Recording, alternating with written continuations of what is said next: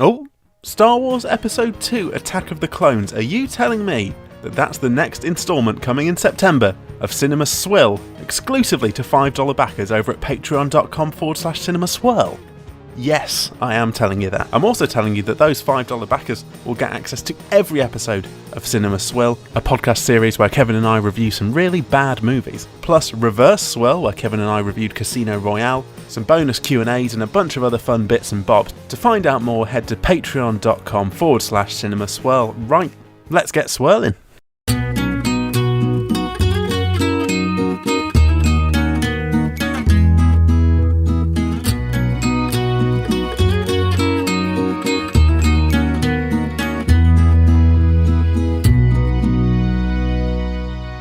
Cinema Swirl! Don't trust that tricksy Kevin. It's episode number 67. From Hollywood, California, the vegetable market that is, romping through the various stalls, feeling the turgid classic movies and overlooking the swilly, smelly stuff from the sewers underneath. It's your old pal Cowboy Kevin, joined by my OTP King is Vegetables, Sam Chaplin.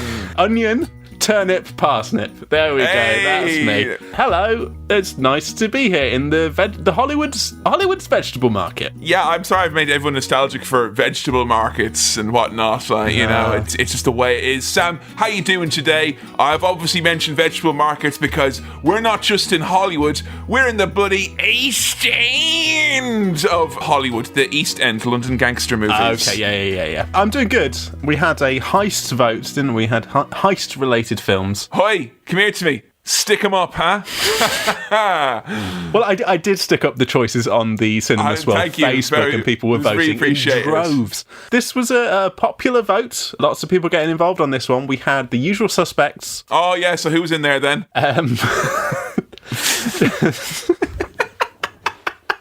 We had The Usual Suspects, which had who's in there then? some people involved in it. We had Heat, and we had Snatch. And Snatch won by a considerable margin. This was not expected. Snatch was very much the third choice in terms of when the poll was being put together, really. But it captured people's imaginations. People want to hear us talk about Snatch. Oh. Yeah. Hey, now we're in, mate.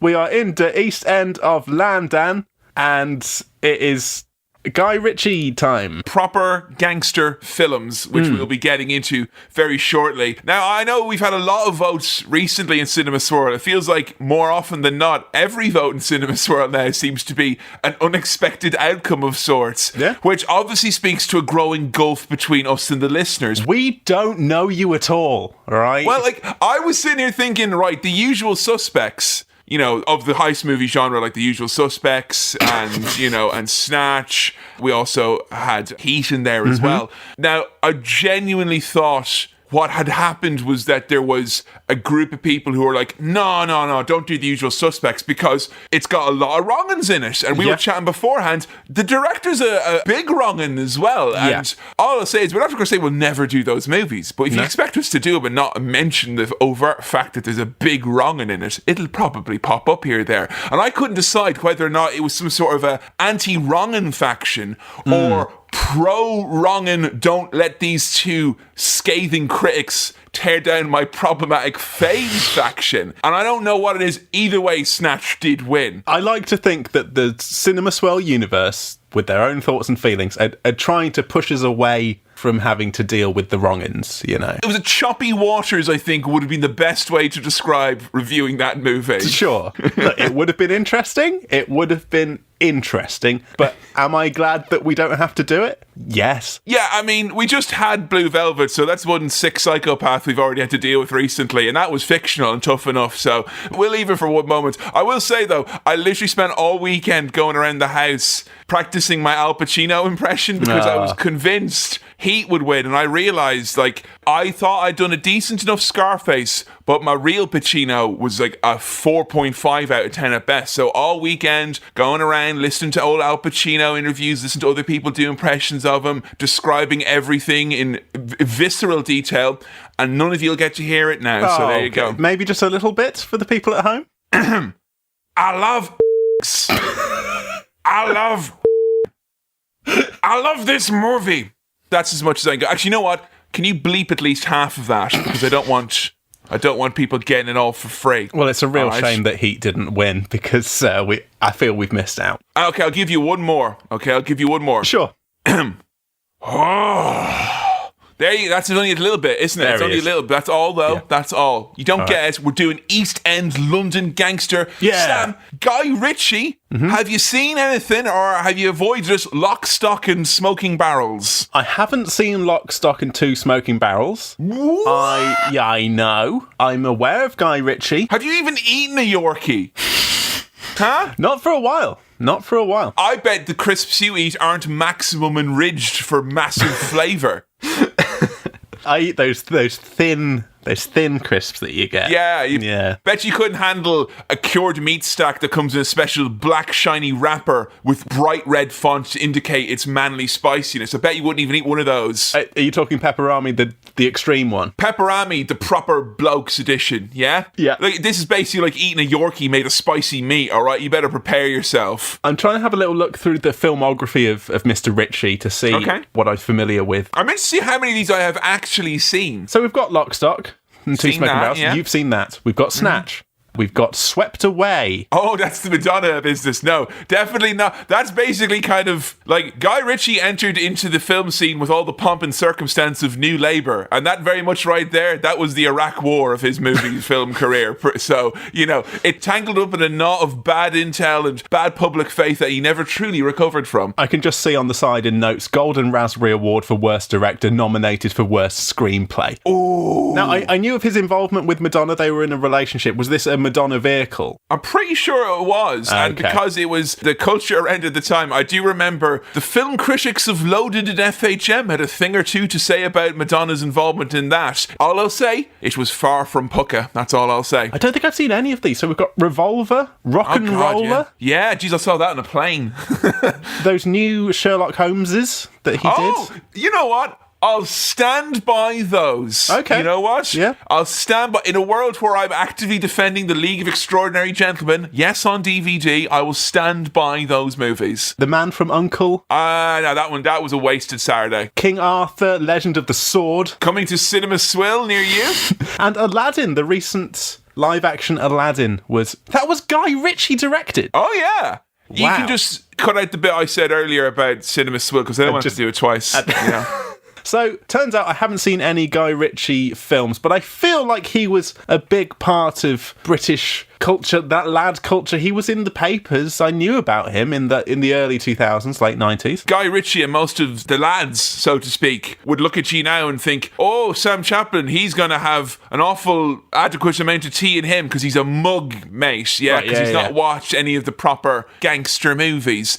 I find it so odd in particular that you've missed this because I would say a lot of people, if you were between the ages of 10 and I want to say 32 and a straight boy, you were heavily pitched these movies. Pitched to, yeah. Like, this was like, oh, come on, you and the guys, you're going to maybe go watch a bit of a raunchy movie, kind of something that's a little bit funny and a little bit wacky, let's pop it on. This was a lot of stuff that had been put on, age 14, 15 at birthday parties and stuff like that. Kind of a bit of a slightly more rated R type of an environment. But, like, it's the type of movie that people were watching going out to the pub afterwards. It was like Guy Ritchie was fair. It was the fare of the masses. And how you managed to avoid that being both British and a top bloke is beyond me. I'm a top British bloke. I think what happened was I did absorb some of the marketing push around both Lock, Stock and Snatch. Because I remember, TFI Friday with Chris Evans. Yeah. I sort of remember a lot around that with Guy Ritchie and maybe Vinnie Jones and stuff like that. I have faint memories from when I was a child of some involvement there. Maybe a pastiche, being like a spoof sketch pastiche from Chris Evans, one of the finest comedy writers of our time. Maybe he had some involvement in that. What will he do to that desk next week? And what I very clearly remember around Snatch was seeing the posters around, the kind of billboard posters, and that was the first time, because I'm now sort of a graphic design boy. Yeah. I remembered seeing the font for Snatch, that lowercase Helvetica bold against a white background, black on a white background, and thinking, oh, that looks cool. And also, around the same time, early 2000s, about 2000, Jackass was out, and if you think about the Jackass logo, the font, it's Helvetica, but that's white on black. And I think there was a style in publicity design at the time, or poster design, that I really liked. And I remember seeing it thinking, I like the look of that. I have no interest in actually seeing it. So it's a classic case then for Sam, and I feel we've been down this rabbit hole before, is not so much a case that I am rejecting British lads' culture, it's just I was too darn invested in these fonts and how they look. Yeah. And that kind of had its hooks in me a little bit more. I felt like Guy Ritchie should have put a British font up there, you know? Helvetica, I don't think that's British, mate. I mean, at least, though, having not seen any of the movies. Old English font is what should have been up there, you know? With an E at the end. Old English. Of all of those words, an E at the end. If Guy Ritchie wanted best of bloody British, mate, he would have put Oldie English up on his posters, but he put Helvetica. So does it speak to it being just very successful marketing or very successful, like, fingers on the pulse, that this was kind of held up for a long, long time in the early noughties, particularly as like kind of quintessential fabric of like British cinema, the style and all that? Like, is that just because like you knew they were very successful? Were a lot of your friends and stuff? That's something I'm interested in. Like at school, you went to a mixed school, didn't you? So went to a comprehensive, mate. British. Yeah. So I was just wondering, like, did it make its way onto the playground and stuff like that? Were there people talking gangster, talking Vinnie Jones, Jason Statham, that type of knockabout stuff? I sort of remember my brother was into these films. I think he liked Lock, Stock, he liked this. I think he liked Rock and Roller as well. Also Layer Cake, which I don't think Guy Ritchie is involved in, but that kind of fits into the same box for me in terms of things I'm thinking of. Joe showed me that. It's kind of the same world, I'd say. Different type of movie. Very, very good, though. Very good. And it's got our new favourite Bond. I don't know if you've heard of him. A little person called Daniel Craig, who I recently got acquainted with on Reverse Swirl. And I liked what I saw. And that's available on the Cinema Swirl Patreon. Patreon.com/CinemaSwirl. $5 backers. Check it out. I feel like I was aware that Guy Ritchie, for a point in time, was the talk of the town, bee's knees. Like, British film has found it's finally made its way onto the world scene. Would your dad have rented out Lock, Stock and Snatch and stuff? Has he seen these movies? Because I kind of feel he'd be an interesting, like, did it reach into the adults, or is it just kind of the Mike Skinner generation of, like, actual adults just kind of dressing like children?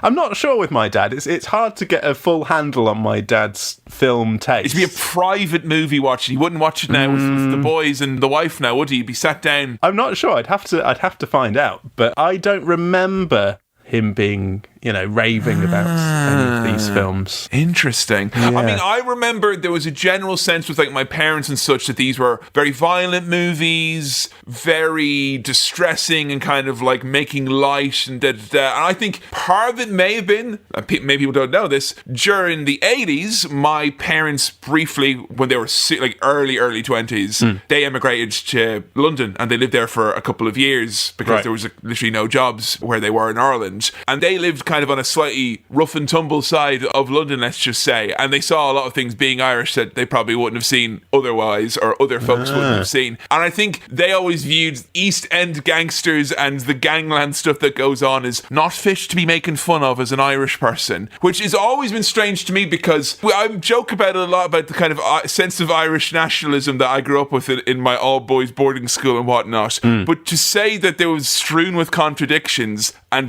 Guy Ritchie movies being like a holy chalice for the very, very aggressive, very Irish Dublin lads that I grew up in school with never made any sense to me. There's a band who I'm fond of called Hoovers and Sledgehammers who summed it up nicely, which is fucking hate the English. Get the fucking English out of here. Fucking hate the English. Even though my favourite band is The Streets and I love Man United and Guy Ritchie movies. So, this was the kind of diet. So which was very that in much the like, lyrics? Yeah, that's the lyrics, yeah. This was in the diet of like the Irish lads as much as the English folks. I just think it's very interesting that you would think that a lot of Irish guys growing up would think that the masculinity of being a tough Irish guy would have to disavow very English stuff. But oh no, we like Vinnie Jones and his fun hat as well, so... All I'd say is, mate, don't mug yourself, all right? Just don't deny yourself. Plenty of mugging was going on, Yeah. It's just something that I think many people may have listened to this thinking, oh, well, Kevin didn't grow up with much of this, did he? No, like, I watched Lock, Stock when I was, like, 12 years old, and it blew my mind, and I was like, way! Like, Vinnie Jones was a very much one of the few cultural figures from football that I was really like, yeah, absolutely, I get Vinnie Jones. He made the crossover into people who don't know about football know about Vinnie Jones, didn't he? He was he was a big, and known for being playing a rough dude. You know? I mean, it's a short list of people who've made that transition, though, isn't it? You've got him, you got Vinnie Jones, right? Cantona was never able to make that transition properly, I would say. It took him a few years to get into that spokesperson role. But it's Vinnie Jones, it's Gordon Ramsay, and it's David Baddiel and Frank Skinner. Those are the only four who actually made the transition from football to media like that. I seem to remember, did Vinnie Jones grab someone by the ghoulies? And that there was a photo of him on the pitch, just straight grabbing someone. And that was a foul. I'm no referee, mate. I'm no linesman. But that was a foul. Yeah, and he goes up to him and he's covered in blood, and there's the iconic photo of him saying, "Are you having a giraffe?" And the referee's like, "Giraffe?" And then Greg Wallace going, "He means a laugh," in the corner, translating from East End. I was a greengrocer. Red card, red ghoulies after that. Because exactly. Ow. Yeah. Some of the other Guy Ritchie gang, I mean, Jason Statham, are you familiar with this lad? Again, like, passively, I know he has been more of a recent fixture. I mean, he's been going for a long time, but I'd say since from this point on, because he had Transporter in 2002, and then he had Transporter 2, and he had Crank 2, then Meg. He was Fast, he was Meg, he was Furious, you know, he was a Hobb and a Shaw, you know. I still can't believe the Calvin and Hobbes guy let them do that for the adaptation after all the years of holding off, and that was what he went with. Whatever, man. Not that familiar with Statham. In fact, in terms of people I know who are in this, Jones, Statham, Pitt. Now. Is this our first Pitt? I think it is. How can it be? This is our first Pitt. Very familiar with Pitt. Look, I've been a teenager. I really liked Fight Club. And I've seen Brad Pitt in a bunch of other stuff. What's your favourite Brad Pitt performance? Because I feel everyone has a moment in their life where, and I think it happens particularly if you're like a teenage boy growing up in the 90s or whatever, where there's this kind of like, you're almost bred culturally to like resent the Hollywood hunk megastar. Like, so we're all meant to hate Ben Affleck, we're all meant to hate Brad Pitt just because of them being handsy and whatnot. Yeah. But I feel everyone's got a moment of like, all right, fuck all that, Brad Pitt's actually great and I enjoy him. And I'm saying that unironically. Was there a moment like that for you? Inglourious Bastards. Really? A great performance in that. I did really enjoy that. I thought he was very good. But yeah, most things I've seen Brad Pitt in, I've enjoyed his performances. And look, again, it's almost a meme at this point how much blokes love Fight Club and they take the wrong things from it. But as a younger man and a younger boy, I thought that blew my tiny mind, and I was like, whoa, dude, this is so cool. Oh yeah, I mean, it's like shooting fish in a barrel, blowing a millennial's mind in the year 2000 with Fight Club. Like, it's not that difficult, is it? So yeah, he was one of those like Hollywood hunks who also kind of seemed cool and maybe had something outside of that world, and he was kind of subversive or not. He's never come across as weird in the way that Tom Cruise has, and I would say their equivalent or John Travolta, or a lot of his. He's one of the few people who went from the 90s to the noughties to the 10s with a semi-similar sense of dignity that's often only served for like the very grand old guard of Hollywood. But I feel like the year 2000, when this came out, we're kind of at peak Pitt. You know, we're peak mainstream Pitt, I would say. Like, you know, this is like not necessarily peak performance, but peak. He's a big fucking deal in the year 2000. He's more than just a pretty face as well. Because do you know what Brad Pitt's capacity is in this movie? Sort of. Sort of. I think he plays an Irish character. An Irish character. Yeah. Has Twitter been alight? Have they? I've seen some rumblings that some blings. You say it'll be interesting to see Kevin's take on Brad Pitt's accent. Well, we'll have a little bit of an education session when we come back from the swirl about his character, and all that, because I think it's something that most people know very little about. So I think it'll be interesting. But yeah, I don't know that much, but I know he's in it. And I think for Guy Ritchie to have gone from Lock, Stock, which I think was became a big deal, might not have been expected to be a big deal. Yeah, it was a breakout success, I would say, and this was sure. Like, okay, throw money and budget and stars at it and basically do the same sort of thing, Guy Ritchie. I mean, are you surprised when you use like a Guy Ritchie movie and there is Brad Pitt attached? I mean, I'm sure you've been aware of the movie for a long time, but is it somewhat surprising that there are Hollywood megastars on the itty-gritty London movie? way. Look, mate, I know how Hollywood works, all right? I know what star power does to a film, okay? And It's true. you know, you think, oh, this British guy, he's got these great ideas. Let's get Pitt in. Yeah, like an olive, let's put a pit in this. Or let's pit... And then it'll be delicious in terms of money, profit, box office revenue. So, Sam, I think before we pony up and head down the apples and pears? No, hang on. Head down the coal dump overload. I think that's the road. Okay, We should look at the... Oh, fuck it. The grocery bag. No, I can't remember. The old hag. No. We should look at the... I'll just play the music. This is so much harder than the numbers.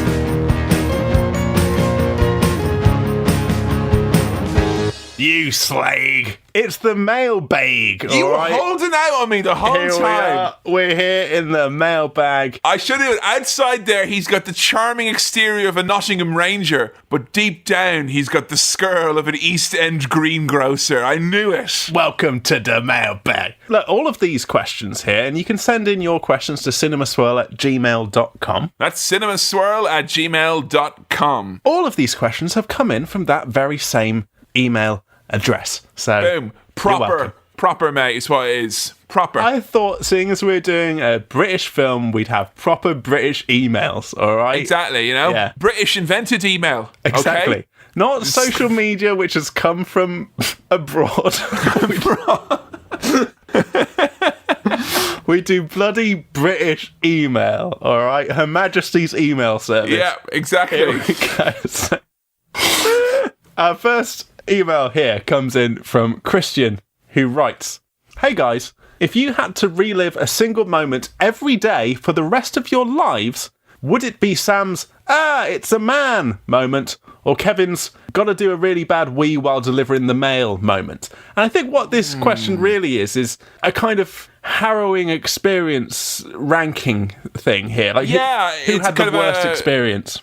The world's worst Yu-Gi-Oh battle is about to take place here, where Sam is like, I was discovered by a child in a state of near undress. And I'm like, little did you see that my card was full of urine this entire time. Oh! Now, I'll say my piece, and all I'll say about my piece is, if this is some sort of like preacher-like idea of you having your own personal hell that they put you in and all that, it is a distressing scenario from my past. Yeah. But as bad as it felt afterwards to have done what I had done, I'd be lying if I didn't tell you that the 50 or so seconds where I was urinating, yes, inexplicably on the mail somewhat at the time, were some of the greatest moments of my life, which is why I was very glad I was never found on person doing it, because the look of I literally started laughing when I was doing it, Sam. It felt so good. And I was pissing in the most exposed, dangerous manner possible with Her Majesty's Royal Mail as well, you know? And that's why we treat the internet with respect here, because I can't piss on them both. I won't be allowed back in the country. No. I see what you're saying. And look, I'm going to say something controversial here. I think... Are you going to say your piece, are you? I'm going to say... I'm going to say... the pieces are going to be said.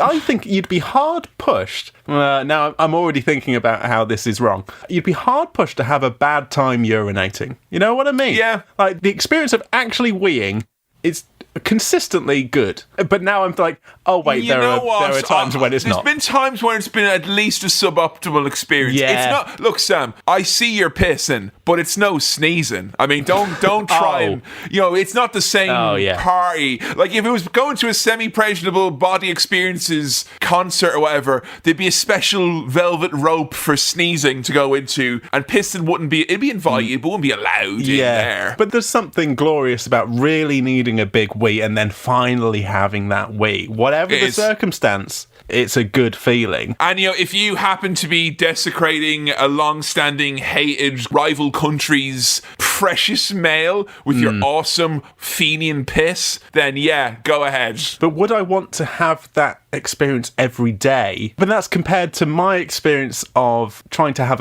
these are both toilet-related.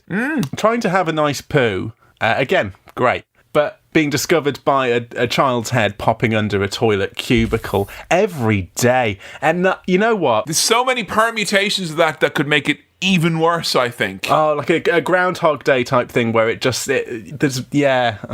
you wake up and this time, actually, it's going to be a much less pleasurable experience with a much weirder kid, Yeah. And I feel there's too many. You got probably the 6 out of 10 of that. There could have been a much worse version, much better ones, but much worse ones as well. There could have been. Christian hasn't really fleshed out this universe. Is this like a Final Destination thing where every day you wake up and wherever you go, these things are going to have to happen to you?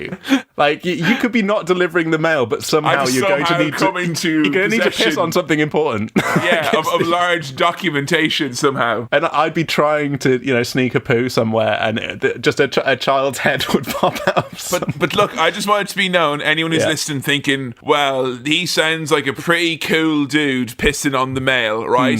Pissing on the mail is one thing, but I forbid any of you to even consider pissing on a dossier of any sort.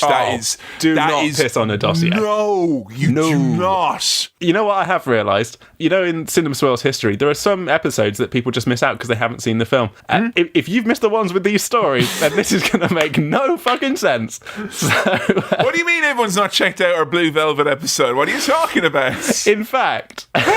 All of these things I brought from the mailbag all relate to previous episodes and things that we've said. So, look, go back, but just pause, go back, listen to them all. No, if they pause there, they're not going to get your instruction. Okay. Don't resume. All right. Okay, resume? Now, resume. Okay, you're going to have to go back, look at some of these things, and listen to every episode so you're caught up and you understand all the little references. It's a very accessible podcast, but it's also got a lot of deep lore. Yeah. Go back when I say pause, okay? So you need to go back, listen, pause. And welcome back. Our next question, thank you for that one. No, unpause. Unpause, resume. Welcome back. Thank you for catching up with the podcast. Thank you very much, Christian, for your question. Our next question comes in from Josh from the US. First, let me say I am a huge fan of Josh. Stop it. That means a lot coming from you in the US. He said he's listened to 80% of the library because he heard you mention it on AE podcast, and he truly loves the banter. That's what I mean. 80%. You're going to miss out on little bits here and there. I was a big proponent of that as well, where I'm like, you want to go check out around 8 and 10 episodes, I would say, are worth checking out. That 20%, you can cut that out. You can probably miss it, yeah. You'll start listening to them and you'll know which ones are in that 20%. He says, I do have a question, though, about tiffin. What in the actual hell is tiffin? And this is my favourite bit. I just wanted to read this out. I Googled it, and the answer I found seems unacceptable. There has to be more to it. So, Josh is asking, what is tiffin? He has researched what tiffin is and is unhappy with the answer as to what tiffin is. Well, I mean, you've looked up and you're unhappy with the answer. What do you want us to do about it? Like, I can't undo centuries of oppression and Protestantism. You think I can unnail Luther's declaration on top of that there cathedral? I can't be doing that. It's a little biscuity thing. It's some chocolatey biscuity thing that I'm not that familiar with, but Kevin thinks I am. And that's part of the fun we have here on Cinema Swirl. It's also a type of tin, I think, or it's a traditional Indian takeaway container. And what is lovely is that we get lots of images from people who are like on holidays or just on Google Maps and going, look what I've seen. And it's just like tiffin, and it's like great. Yeah. Like that, I will. You know what? Someday I want to go to all the tiffin restaurants in the UK that they have to offer, because I'm sure there's some great dishes to be had. Yeah. None of which are tiffin. What I'll say, Josh, is that tiffin is whatever you want it to be, all right? The real tiffin is what you imagine tiffin to be. Exactly. When you Google it and think that the answer is wrong. I am living my tiffin truth, and that's what works for me. Welcome to Tiffin Swirl. Look, it's what they say, tiff, taff, love, okay? So thank you very much, Josh, from the US. And finally, one more thing here, and I realise this is all a nice walk down memory lane to Swirl's past, and this comes up as well. This one's from Alex Dimmock, and you'll see why I've mentioned the surname. Hey guys, long-time listener here, and Alex says he sent one of our first pieces of fan art back when he was at uni. So that's, back in the... So thank you, Alex. I recently re-listened to the National Lampoon Christmas episode, and Sam mentioned Charlie Dimmock of Ground Force. I wanted to let you know that Charlie is actually my first cousin once removed. Amazing. Which means that as I am a listener to the podcast, Sam is only 2 degrees of separation away from ground force, and Kevin is therefore only 3 degrees away from Alan Titchmarsh. Oh, Yeah. actually, you know what? I would say 3 degrees from Titchmarsh. I wonder, because I did that cat documentary, and I wonder if I worked with someone who might have a direct line to Tish. You know what I'm saying?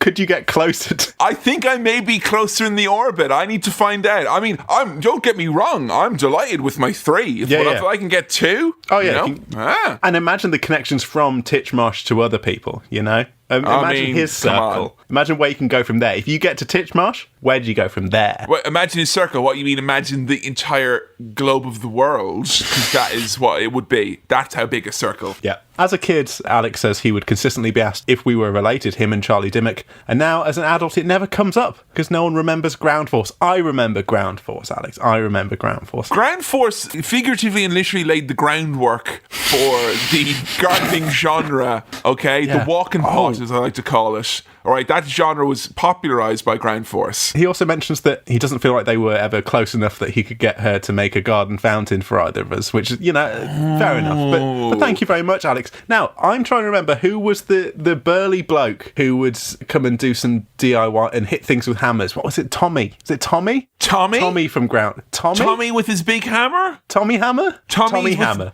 Tommy Hammer. I think it was the Tom Hammer. I think You had was what Alan it was. Titchmarsh, you had Charlie Dimmock, and you had old Tommy Hammer. Big Tommy Hammer. Who Man seems himself. like a kind of, you know, British bloke just I was doing going to say, it feels like he wouldn't be out of place in the movie we're about to watch, where Tommy the Hammer. Like, well, I would ask you now at this point, given that you're aware of the genre, at least second or third hand, at least. Yeah. I'm as close to knowing about this film as I am to knowing Charlie Dimmock.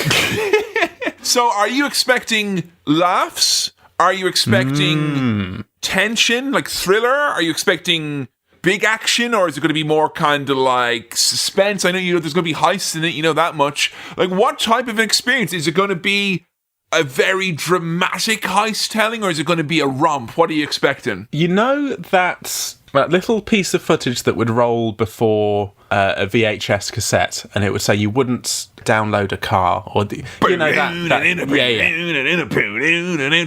I'm expecting it to be like that, you know, a frenetic pace. You know, I'm expecting things to move quickly. Whoa, whoa, whoa, whoa! Are you expecting the pirates to get you? Get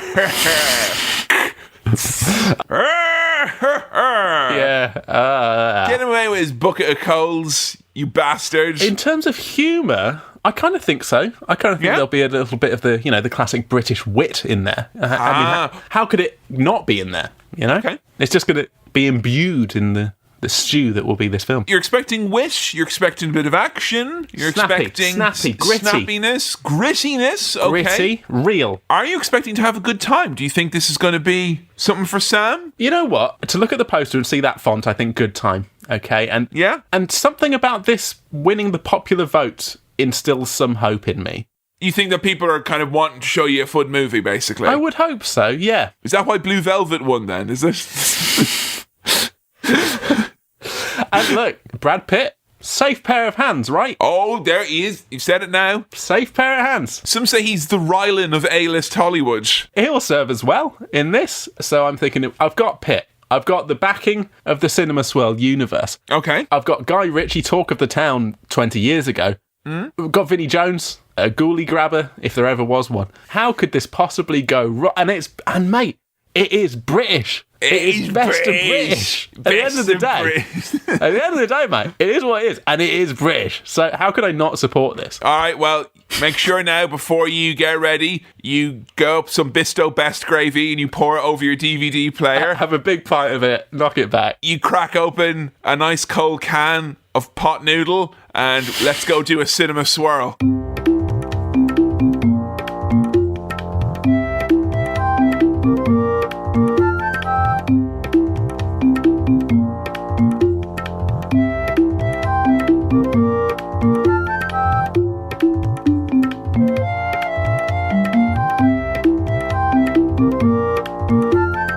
And we're back. Well, I just sat down and had a jam tart, by which I mean a big smelly fart, by which of course I mean I've eaten a man's heart. Sam, initial gut reactions to the East End masterpiece, Snatch. I had a really bloody fun time. That was... Did you know? That was a hoot. Was it I really enjoyed that. Yeah. That's my reaction. Yeah. I've been Hoot Central here. Owl time here on Cinema Swirl with all the hoots we've been having recently. Blue Velvet notwithstanding on the hoot spectrum. This was a busman's boot. Oh. Or hoot, as... no one in London ever says, but... I thought you meant a busman's boot is like kind of what you would give someone who's prone to a busman's holiday. Going, no, you're not going on that walking tour, mailman. You're going on a city break. Busman's boot, get out of your comfort zone. It could be its own thing, I think, busman's boot. Compared to the other Owl's Hoots, which are busman's boots, which are hoots, that we've watched recently,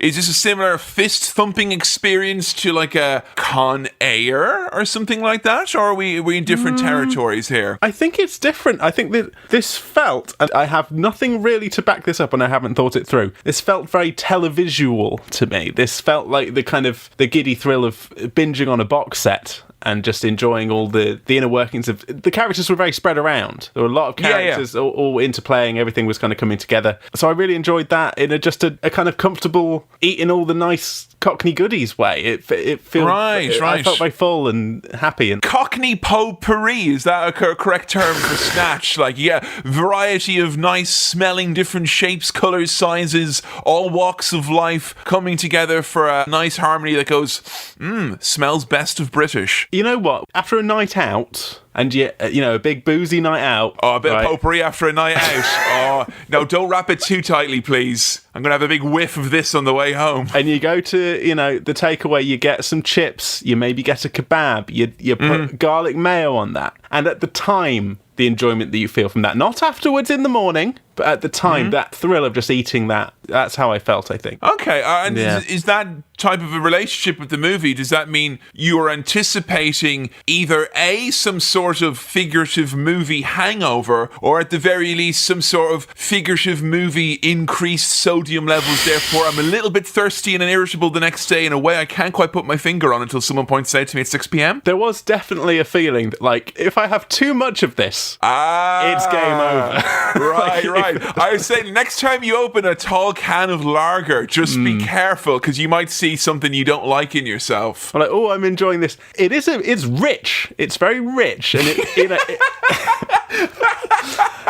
this could all come tumbling down, but it never did. I really enjoyed the delicious saltiness of this film. I will say, at a lean hour 40 or whatever it was, a blistering pace, rich as it may be, this was more like kind of getting 20 rich tapas and not realising that you've eaten 5 dinners. So it kind of, it flowed by at a brisk pace in the nicest way possible, I mean that. Snatch, more like snap, because it was just so snappy. It was just, it was over like that. It was just quick. Stuff going on all the time. Snap, crackle, pop goes the weasel, that is. We're introduced to our main character, Snatch himself, aka aka Turkish, played by Jason Statham, who we are reliably informed was named after a bloody plane crash. My name's Snatch. Funny name for an Englishman. Oh, that's a great Jason. Is it? It is. It's not. It's not. Have you been to England to prepare for this? Yeah, Turkish. He was named... his parents were in a plane crash. This all seems like kind of bollocks, Cockney really. hearsay is what it is. It sounds like a Cockney and Bull story, if you don't mind me saying. Named after a plane. And we also meet Tommy, who says he was named after a gun, but he wasn't. And that's Stephen Graham, who I know from things. Al Capone in Boardwalk Empire. Ah, very good. Combo, This Is England. Oh, yeah. Big Stephen Graham fan. Yeah. Oh, he's very good. Oh, he good can actor. thrill and chill, and the odd spill as well. And hey, he's got some comedy chops as well, hasn't he? Is it weird seeing him as such a young boy? Because I don't recall seeing him younger than here. This is like fucking straight up. This is like, you rip the goo off of him when he comes out of the special Hollywood chamber. Very strange to see him looking young, and he does look young. I think perhaps my first exposure to him might have been Arctic Monkeys' When the Sun Goes Down music video. And that was only about 4 years after this. And at that point, he was just... oldish, grotty man. Here he's young boy. In those 4 years, Stephen Graham just became who he is now. That's what the gangster lifestyle will do to you, even if you just play the gangster lifestyle on television and whatnot, that's what will happen to you. But yeah, it's weird seeing him as a boy. Yeah, I mean, not since Bob Hoskins was in Furiously Checks Notes music video has there been such a marriage of the British movie scene and MTV2 videos. Jamie teased Sheila. Thank you. You're welcome.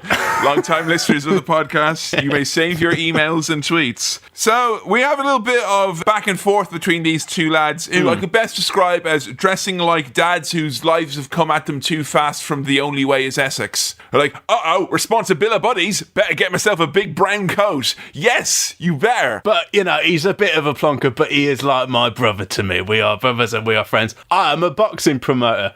What do I know about diamonds? Where am I? I'm at the end of the film, but it's the start. Great stuff. I mean, what am I going to do is I'm going to stand around with another man in a brown coat with our hands in our pockets, making our coats look slightly bigger. Diamond heists don't get tougher than this. Here we are.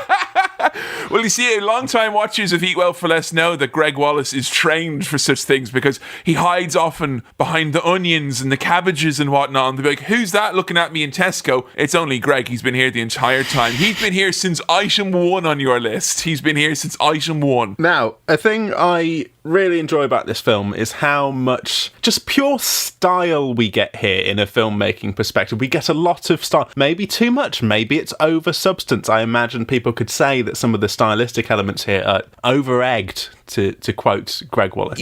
It is weird seeing this from 2000, and it's a style that I remember a lot of people in the mid-2000s going, oh, that's very Edgar Wright, so it is, with the kind of the fast zoom, zoom, zoom. Oh, I'm going to have a coffee. I'm having a wee now. Oh, I'm going to open the door with me jingly keys.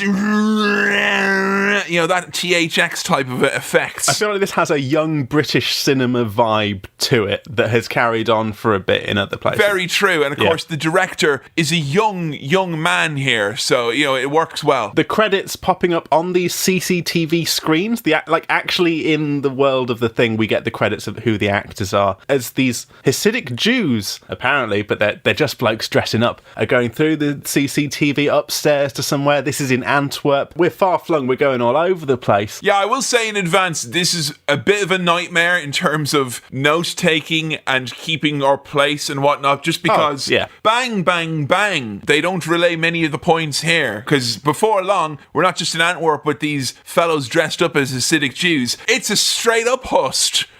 It's a straight-up heist. There's a heist going on, because this is the heistings, the Cinema Swirl Heist Edition. Look, pretty quickly we get the kind of pulsing music, the kind of quick cuts, loud noises. This is what I expected. Pans and zooms. Benicio del Toro is here, and he's after a diamond. He's got the diamond. He's got it in a case. The case is attached to his arm, and again, more style. I thought we had some of the credits, but now we have an almost music video-like sequence introducing all our characters. We get little... It was very video gamey, I was going to say. Yeah. You know, and this is before you would have had stuff like this really in video games that I would imagine to be any sort of an influence for Guy Ritchie, who probably at best was beaten off to Lara Croft and playing Gran Turismo to all hours of the morning. We know how you spent the 90s. I'm just thinking, some of this, I think, to a different viewer, could come across in the way that Ghost Rider Spirit of Vengeance, which we watched for Cinema Swill, came across to me. Too much of this can make you sick, but this, I think, is handled well, the kind of stylistic playfulness here. But check this out. What a cast of characters. Saul, Mickey, Vinny, Frankie Four Fingers, Gorgeous George, Bullet Tooth Tony, Bricktop, Boris the Blade, Doug the Head, and every single one of them is confirmed for Super Smash Bros. Brawl Ultimate Wave 3. I didn't think they'd get into these Fire Emblem characters, but they're all there. If you played Fire Emblem 3, you're very familiar with Bullet Tooth Tony, if you know what I'm saying. Vinnie Jones is like, this is my house, and you have to battle with them, and it may seem difficult, but give it an hour or 4 and it'll melt your heart. It's a great sequence, and we get that sense, there's a lot of characters, there's going to be a lot of people to be keeping up with, and I just about managed it, but it was tough at times to be like, who's that? I just need to remember who all these people are. It was one of the moments in time from this podcast where you kind of go, yeah, no, I'm keeping this up. I'll understand who everyone is. But then realizing you are literally taking notes as you go along, telling you who people are. Yeah. So there was a little bit of help here. I think the first time I saw this, but it's kind of like, I think that the first time I saw Pulp Fiction as a kid, I got the same thing where it was just like a blur of shit happened. And in the first instance, it didn't click necessarily what everything meant with each other. And I will say this movie does probably enjoy repeat viewings. Not to say that it is massively deep or anything like that, but the richness is there. Yes, definitely. Now, kind of primary protagonists here, Turkish and Tommy, they're boxing promoters? No, they're B&B operators, Sam, I'll have you know. Bangers and boxing, that's what they're up to here. There's a lad with them just always cooking sausages. That's funny. The whole movie. Love it. Love it. This thing is like a quotable goof fest, really. There's a lot of little solid gags in here. Little witticisms between the characters. It's an unlicensed boxing match, Tommy, not a tickling competition. Just things like that. It just, it makes me happy. And other really deftly handled light lines like, oh, fucking A, Parkies. Well, yeah, I mean, there is that as well. Yeah. Oh, no. These two lads, they need a new office. Their current office is a caravan, so they need a new caravan. Okay, we've got one of our plot threads here, because they need to go and get a caravan from some travellers. And the correct terminology use there, Sam. We'll come back to that later in the session. Remember, that's one of your key terms for today's episode of Cinema Swirl. There is also a subplot going on with Frankie Four Fingers giving his gun away to Boris the Russian when he was coming back, which is now come into possession of Tommy, who has his gun. There's lots of this. Like, usually it's in a time travel movie you get this. I watched Dark recently on Netflix, but there's a lot of like the item which is passed on to this person, which is then passed on. It's like a fetch quest from Zelda or something like that. It makes sense kind of at the end, but you don't care about it that much as it's going on. Everything's interconnected. Benicio del Toro is Frankie Four Fingers. He's got 4 fingers. He's currently got the diamond. Okay, if we're keeping track of who's got the diamond, Frankie Four Fingers has got the diamond. But he's got a gun from Boris the Blade. Boris the Blade is bent as a Soviet sickle and as hard as the hammer that crosses it. Come on, I like that a lot. How's that he's for a bit Russian. of How's Your Father? He is Russian. Yeah, and Tommy has to get a gun from Boris because he's scared of a man called Bricktop. Bricktop!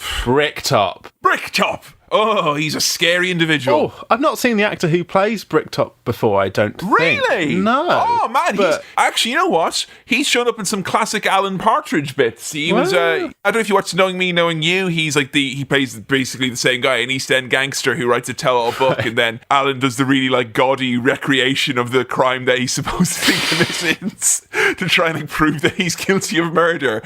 But I mean, he showed up in like Snuffbox. I mean, it's just the same thing, isn't it? Like, I'm a fucking priest, you know, oh, you're a fucking dog, Gary. I'm gonna cut your fucking balls off, hit you with a stun gun, a plastic bag, and then stab you and feed you to the fucking pigs. That's what they said to me in immigration when I came through, and it was a little bit intimidating. It was a little bit hostile. Well, yeah, I mean, Bricktop is very intimidating. Not to be confused with Brit Box, which is a different thing altogether. What, you don't want to watch season 1 of Doctor Who, you fucking cunt? Come on, give us your $5. Look, we want to check out Ground Force. I think that might actually be the endorsement that we should be going for now. Trying to get that BritBox deal. So, Bricktop, look, you don't want to be in debt to Bricktop. No, because you don't want to be like Oasis or Blur. Like, you're at one side, you're a son of a gun. The other side, you're a son of a gun. It was literally a minefield. Or otherwise, if you're in debt to Britpop, you'll be turned into pulp. Right? Yeah? Thank you. And then gorillas. I was going to say, like, in the nicest way possible, Sam, I feel you're indebted to Britpop. Like, you're a fan, aren't you? Yeah. Have you ever bought any of the bloke from Blur's cheese? I figured that'd be something you'd be down for. I honestly have, yes. I knew it! It was available in the fancy cheese shop in Lincoln. Oh, of course. Oh, yeah. No, you made me Lincoln nostalgic. I've had some of Alex James's Tory cheese that he makes. with those blue lines through it, so you know. Yeah, I think that technically counted as a vote when you bought that. So. Oh well. I mean, look, if Graham, Damon, or Dave had made their own cheese, I'd have gone for that too. But they didn't. They didn't do it. So. Balls in your court, guys. Yeah. You know. All right. So one of these Russian fellas. Oh, hold on. This is the really helpful part of the movie, which I've written down: Russian/American intrigue in capital letters. Yeah, I think some Russians have sent Frankie Four Fingers Benicio del Toro to go and see Boris to get a gun, but that's a setup so that somehow the stone can get stolen because the Russians want to steal the stone, Boris wants the stone, and Frankie loves to gamble. Oh, he does. The quick little cuts to the Viva Las Vegas and him loving his casino life. Good stuff. Style. Father Ted vibes to that one, right? Yeah. And there's cousin Avi on the phone to Frankie. Fish and chips, cup of tea, bad food, worse weather, Mary fucking Poppins, London. That's why I said back to them. I was like, yeah. And then they were intimidated. They go, all right, game recognizes game. You can give as good as you can take. You've said your piece. And you don't suffer fools gladly. Welcome to the UK. So the man with the diamond at the moment is sort of slowly being set up to have the diamond pinched off him. That's not happening just yet. No. We're still being introduced to a lot of characters. Doug the Head, who pretends to be Jewish for business reasons. he's the guy to go to for stolen stones, and that's Doug the Head. There you go. He's like a pawn shop guy. He knows his stuff. A diamond dealer, but they say mainly that he's a fence, though, that he's someone who takes stolen goods and finds buyers for them with a trace in between. Now, there's a difference between a diamond dealer and a diamond geezer. Oh, yeah, that's true. But those things can overlap in the kind of Venn diagram. You can have a diamond dealer who is a diamond geezer. And Diamond Dog from Con Air, he was a diamond geezer, but he was not involved in the dealing of diamonds. So that Venn diagram is three circles all mixing together. It's more of like a diamond shape, really, the Venn diagram. Venn diamond.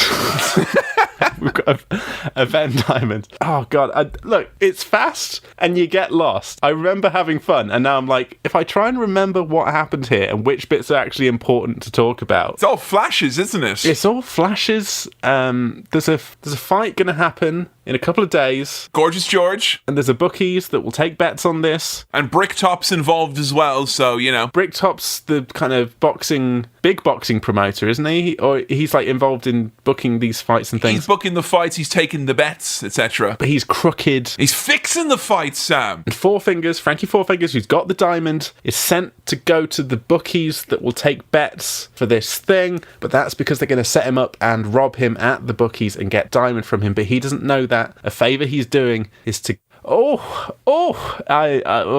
I said earlier, intrigue. You know, intrigue generally. So now comes the part of the movie that may require some explanation, because when they turn up to the traveller's site in this next scene, there is a brief moment where one of the characters said, they're not Irish, they're not English. And then they call them pikeys again. And then Brad Pitt comes out with a very interesting accent. And I think the movie does a decent enough job in not attempting to explain something it feels completely at odds with trying to explain whatsoever. Right. So I figured that much is worth saying. But I just want to know, baseline your watching of this, what is your understanding of Brad Pitt's character, Mickey? Why does he sound like that? Is he Irish? Is he English? What? They call them gypsies or gyppos, is a kind of derogatory, hateful term. I will say pikey as well, also considered a derogatory, hateful term. And the term knacker as well, derogatory and hateful. All those really now recognized in the community as being, you know, horrible things to say, just so we know.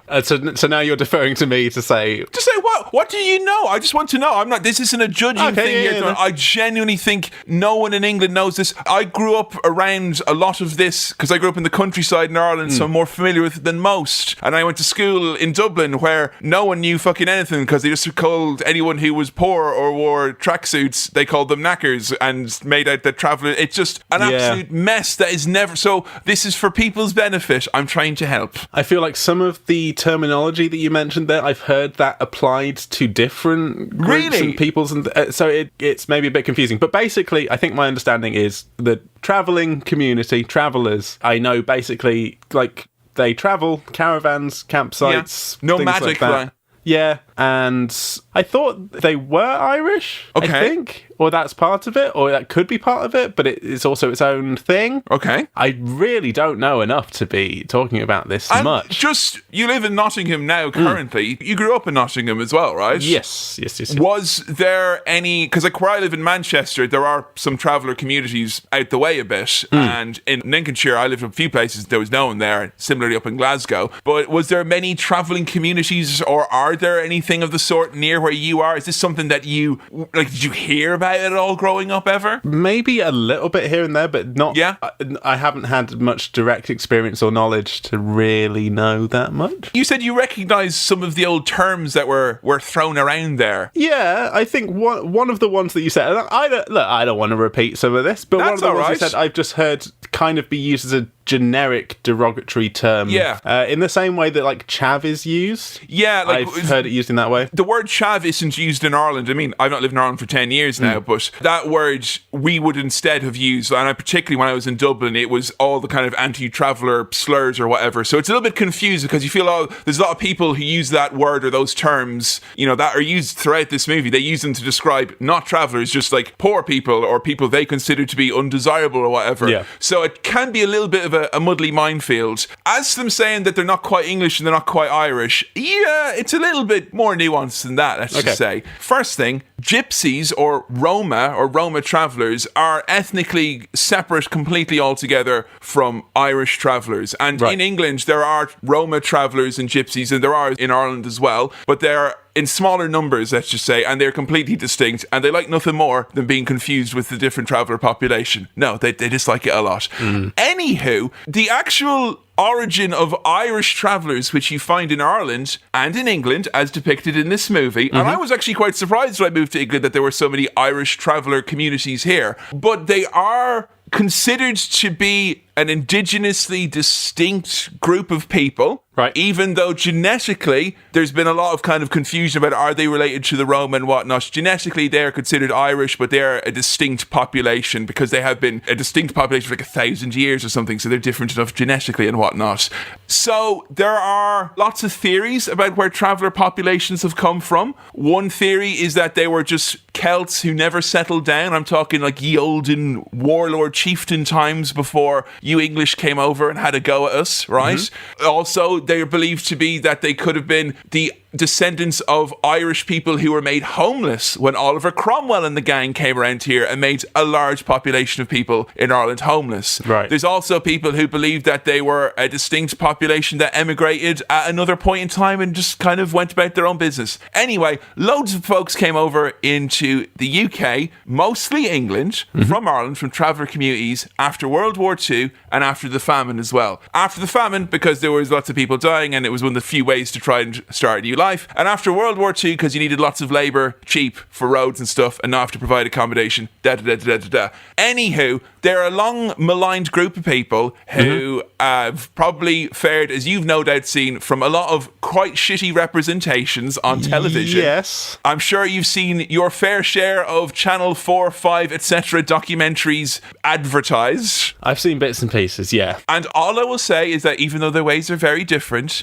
and they may even seem like silly or quaint to folks who aren't used to hearing them or whatnot, the depiction here is definitely quite a bit for yucks. But I will say they are their own group of people and deserve a bit of respect, because I grew up feeling very uncomfortable about how people talked about them and how people equated everyone who was poor to being in this whole group. And also a lot of people who are like, oh, travellers, I feel sorry for them. It's their way of life. They choose to travel and be nomadic. Yeah. It is often at odds with how the country works in some ways, with planning and all that jazz. But there you go. You can tweet me if you want to know any more information. Just thought we'd get into that before we start making fun of Brad Pitt going, Jesus, there we got it now. Save your breath, cool your porridge. Huh? Come on, save your breath, cool your porridge there now, Sam. Come on now, huh? How do you feel about that accent? I think there are lines that you can take with Brad here, and I would say for an American actor to do it, it is impressive. He's going for a very particular type of Dundalk drawl there, of a particular kind of subset of the traveller community. He does sublines very well, but there are a couple of times where he goes for more than a line or two, where you can see the cracks appear a bit, and it's quite hokey. But the problem is people go, oh, that's a terrible Irish accent. But he's not doing an Irish accent. No, he's doing something different. Irish traveller in the UK accent, which is a very different thing altogether. But all I will say is that he's a little bit unintelligible for my liking, because I always find that the traveller drawl is very much like an old style wrestling promo where they'll talk a mile a minute, but you hear every single word enunciated very clearly. Right. It is a gift of the gab, so to speak. So it's not as bad as you'd think. I will make fun of it, though. Okay. There was some stuff in the voiceover from Turkish saying that this was like a deliberate thing to throw people off, to be unintelligible in the way that they're speaking. Sure, that's what the English would think, though, wouldn't they? It does seem like the sort of thing that we... It's like when we're arranging recordings, I put on my extra Irish voice when I wanted to suit me more. The portrayal of these characters, I feel like there's a lot of stereotyping going on, and maybe some subversion of that occasionally. There is a bit of subversion, yeah. I mean, I'm not from the traveller community, so I couldn't tell you if it's fair or not. I mean, you know, they don't get kind of made light of in the way that a lot of kind of punching down stuff might do, but they're certainly treated as being like a spectacular oddity, like, whoa, what the fuck is this? Yeah. Which... I mean, the movie can't help itself in some respects because it's so over the top. If they're going to show you anything different, it's going to be like, wow, look how different it all is. I mean, Tommy buys a caravan. As he's taking the caravan away, the wheels immediately fall off. He's not able to get a refund. But Mickey, Brad Pitt, says, well, I'll fight Gorgeous George, the boxer that Tommy's brought along with him. Try to fight the big fella over there now. I'll do it now. Come here to me now. Get the thing down. I'll fight him now there. I'll fight him for the money. Turns out Brad Pitt in full fucking Fight Club mode here, baby. Sure, there's no match from there now at the top on him there now. Sure, the big man came in there. He was fuming on him. The big fumigating on him there now. The big head on him. Huh? Red he was. Red as a fucking bull he was. He's a bare-knuckle boxing champion, so he knocks Gorgeous George... I bait him like a dag. The fuck out. So Gorgeous George is down, and you know, we've got no money. That's 10 grand that they took with them to buy this caravan, and now they've not got a good caravan, and they've not got money. So this is tricky now. You know what I'll tell you what, Sam. Brad Pitt does seem like he's having a whale of a time, and that he's trying very hard, and that I feel that he's researched something that probably was not very easy to research as a Hollywood actor in the late 90s. He's trying to perhaps play against type in terms of, you know, what he was perceived as at the time. Although he does lean into the Fight Clubbiness here. Oh, yeah. I mean, he probably was just in this Fight Club shape and thought, I'll go, you know, live with the travellers for a month, keep the fat levels down, and I'll record this. I bet there is something where he went to live with like a traveller community or something like that. So we've got more characters here. We've got Sol. We've got Vinny. Oh, Vinny and Sol, these are my faves. Very funny couple of characters here. And these guys are basically kind of down on their luck a little bit. You meet them when they're trying to trade in like fake diamonds and try and get a little bit of money after a big score. Their getaway driver, Tyrone, is easily my favourite character in the movie. This guy is fucking comedy gold. Very funny. He's got physical comedy and timing. You know, I absolutely love just the silly humour of them all being in a slightly too small car, and they're all like kind of all stuffed up together, and it's the getaway vehicle. It's so fucking funny. And they say he's taken a rally course, and I immediately imagined him playing Sega Rally like loads. Boris the Blade, the Russian from before, is asking these lads to hold up a bookies, which is the one that Frankie Fourfingers is going to go into, so that Boris is trying to get the diamond through Sol and Vinny and Tyrone. The bookies belongs to BritBox, but they've got they've got a big shotgun. They've got a dog from the traveller community. Vinny bought a dog from them, and that dog eats an entire chew toy. I have seen that happen in real life, and it is a sight to behold. I went through a long period of time of not liking dogs, because I did this thing in Glasgow where I had to put out seeds for a science project, and I would get attacked by dogs. And then I read all this scientific literature where it's like, dogs don't like tall people, or people with glasses, or people with beards, or people with deeper voices, or darker hair. I was like, oh, okay. The world is telling me something. And I've come around to dogs again, and because all through those years there was a kernel of truth, which is I saw a dog swallow a chew tie whole once, and he had the best look in his face. Like, he was so proud and so happy. And then he barked and went, "Argh!" And they had to take him to the vet, and it was really, you know, he was strong throughout, and he made it through okay. It is funny when the dog does that, when he's all squeaky. That is a bit of fun. Not in real it's distressing, but... Any idea of a dog projecting hubris? I'm all for that.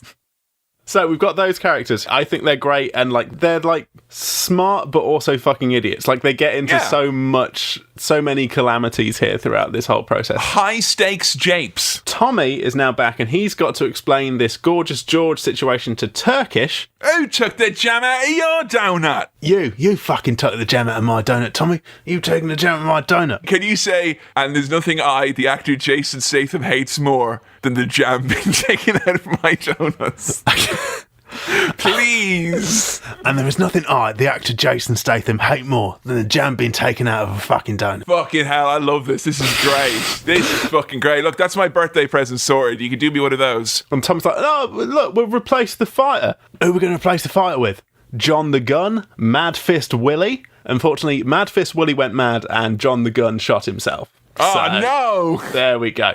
Not John the Gun! But we'll use Mickey. And that's not what they say, but they say, we'll use Mickey. And Mickey is a tough negotiator, as is a community that has developed from the metalworking tradesmen of ye olden times. Long history of making deals and all that. So he drives a hard bargain, and the cost for one fight is one caravan, which in 2000, when it's Brainiac, peak Brainiac, when people really were into caravans, massively so, that was a pretty hard bargain he was driving, if you don't ask me, Sam. One caravan, one fight. But the funny thing that keeps coming up here is that originally the two lads were trying to get a caravan, and now they owe a caravan, and there's just more and more caravan chat here. They're just piling on the caravans, but they agree. Okay, right, we'll get you a caravan for your mum. All right, we'll get you a caravan if you do his ma. His ma. I also liked how much you're going to pay me, 10k. I lose more than that running for the bus, which that's a nice little line. I want you to get some better trousers then, mate. Yeah. If you sniff aggressively after kind of an aggressive put down, it almost seems like a joke. They've got their replacement, but they've got to explain this to new streaming service from BBC and ITV, BritBox. Let me fucking tell you about the good life, my friend. Now sit down, watch all 11 episodes of The Fucking Good Life. Then get back to me. Why don't you grow some fucking vegetables? I mean, we've lost Gorgeous George. Well, where'd you lose him? He's not a pair of fucking car keys, is he? I mean... yes. Also, a bit of Cockney slang or just hard man talk that I don't understand. We've got a replacement and he's mustard. He's mustard. Is that a rhyming slang or anything like that? I don't know. Mustard. It sounds like something if you're playing an old-timey card game with wealthy dowagers and you just lay out your cards and go, I believe I have mustard. And then they all have to go, oh, very well. And they give you their lands and titles. I'm afraid that's it for me, gentlemen. I'm mustard, so I must be off.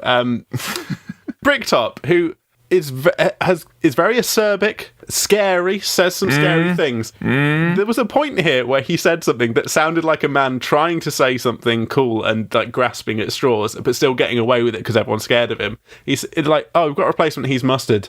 I don't care if he's Muhammad, I'm hard Bruce Lee. I don't want him here. And it's just that's a bit Muhammad, I'm hard Bruce Lee. I love that trope of someone. I mean, no, it's not used enough to be a trope. Someone who is kind of so intimidating they can say something sort of stupid, but people are like,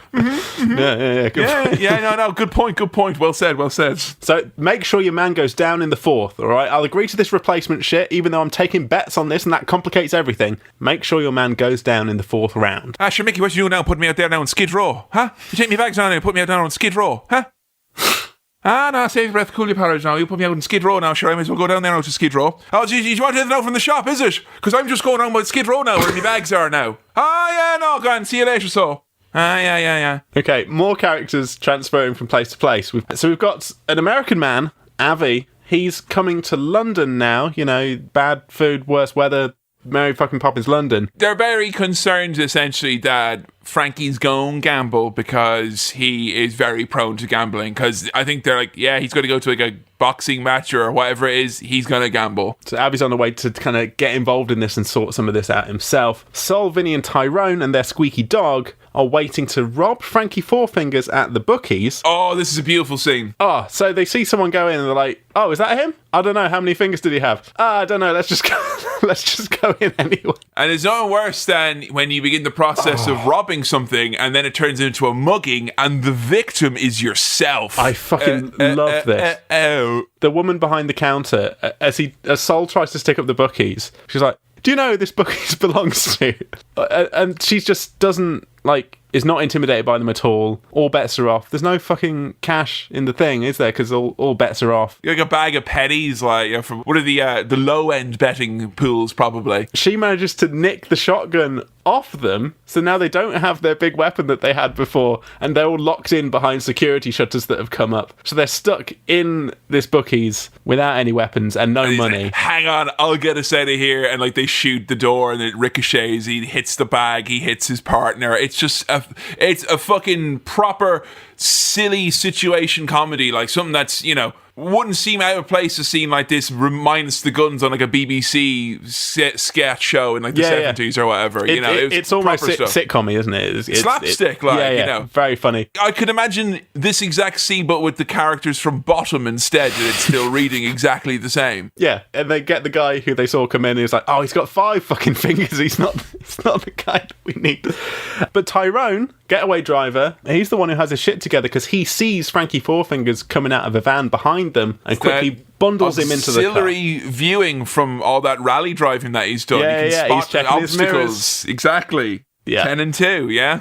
All right, fight time. Here we go. Big fight time. This is going to presumably last ages because we're going 4 rounds, right? We got Mickey taking on Madman Harris. And they call him One Punch Mick because he upsets Bricktop very quickly with one punch and knocks this man KO. That was not the plan. That was not what was supposed to happen. It was a big silly fuck up, so it is. So that's going to cause some problems. That's going to cause another act of the movie to happen. Vince and Saul show up with Boris and they're like, look, we know that there's something much bigger here than the little bit of money in the bookies. They know about the diamonds. They say they want half the diamonds. And then Boris is like, right, well, this guy knows a bit too much already, so he kills Frankie.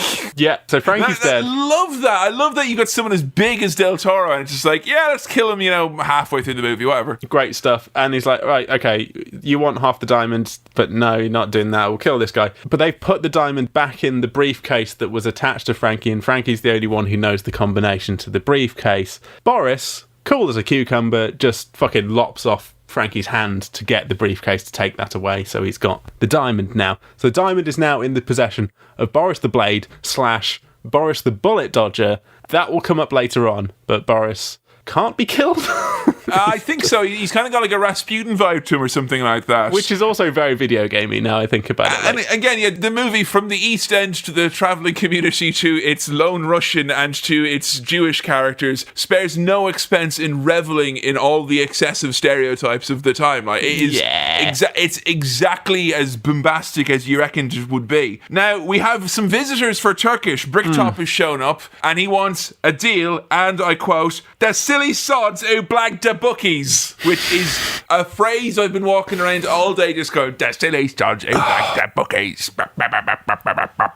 Love it. Bricktop is so good. He's got 2 cronies, Errol and John, who are in, I think, Turkish's flat. And as Turkish sees them and then backs up, he bumps into Bricktop, who just does this little, like that. Just when he gets bumped into, he's like, Now, they need to go and find Mick if they want to have another fight. Yeah. But Mick is out coursing. Right, yeah, so Bricktop is like, okay, we need your bloke again to do another fight, but this time he does have to go down. For realsies this time. For real. And I want to find those lads who robbed the bookies. But, and also his cronies. Bricktop's like, do you recognise any of these tits? And his cronies like, oh, I recognise a lot of tits, but not these 2.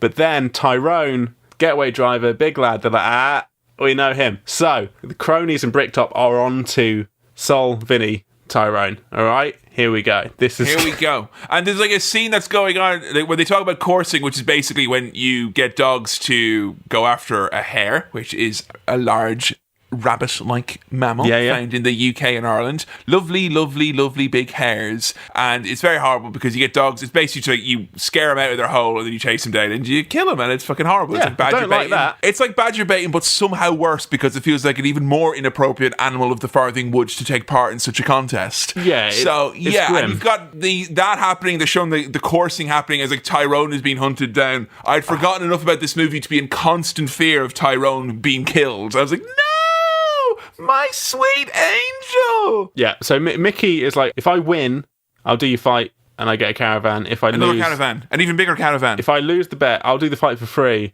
But he's trying to get a caravan. He does win, and he's going to get a bigger caravan. But while the coursing is happening, that cutting back and forth between the hare trying to outrun the dogs, and successfully outrunning the dogs, and Tyrone trying to outrun Bricktop's cronies. I love that so much. And it turns out Tyrone's the one who gets proper fucked here because he gets caught by the cronies. They set dogs on him, so he'll tell them who robbed the bookies. And so Bricktop's guys and Bricktop show up just basically in time to see them trying to dispose of Frankie Fourfinger's body. Yeah, now that disposal scene, I just want to say, very, very Tarantino-y. Oh, Like, yeah. The The camera pointing up at people looking down at the body. I mean, there's a lot of that going on. I think that's almost fair enough in terms of where we are in time. Yeah, and it's what movies were like at the time. I don't think you can kind of... There's a lot of like buzzing fluorescent lights and, like kind of drab colours and muted greens and things like that. You could look at any British movie from this time and they will all be using, regardless of genre, a very similar palette in terms of how they look, I would say. So he gives him a quick tutorial and he's like, you need to get 16 pigs. You need to get more Bricktop books. He's basically a freemium game here telling you,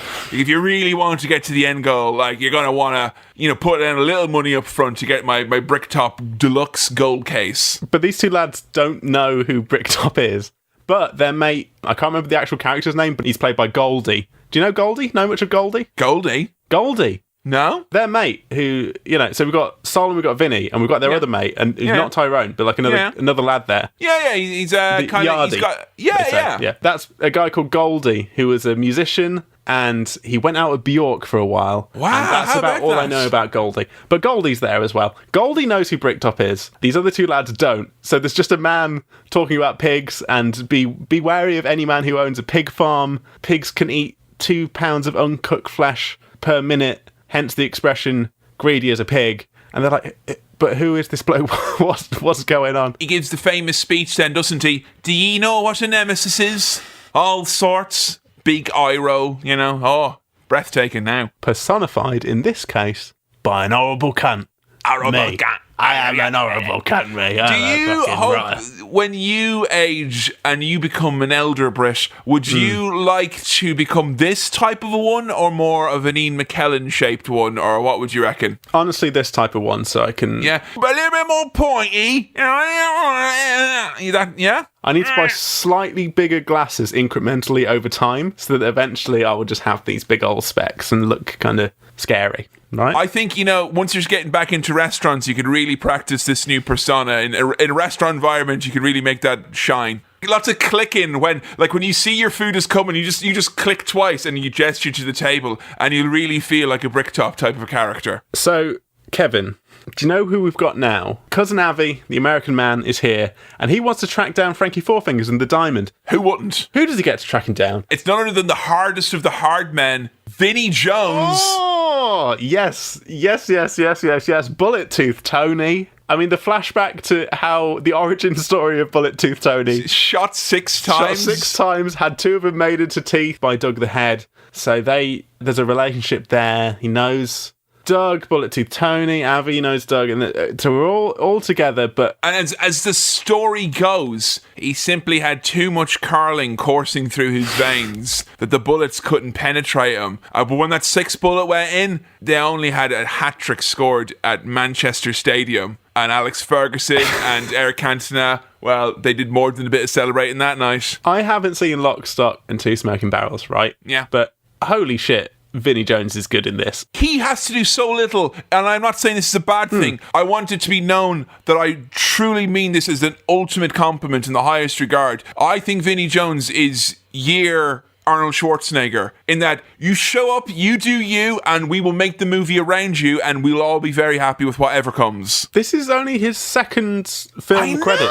He got straight into it through Guy Ritchie, and he's just wonderful stuff from Vinny here. Yeah. Now, Vinny's been in some clunkers and all that, but what I like about him is any like hard man type, typical Hollywood actor or whatever, who is okay from the get-go about being in like comedy movies and light-hearted stuff. No, don't do it as fast as Dwayne Johnson. That was creepy. But like Vin Diesel in The Pacifier was a very, very spiritual moment for a lot of us in Hollywood, you see. So I feel that Vinny let know that he was game for a laugh from the get-go, even though he had a reputation rightly earned as the hardest or most erect of the hard brackets erect men. He went from the hardest man in football to just the hardest man in film.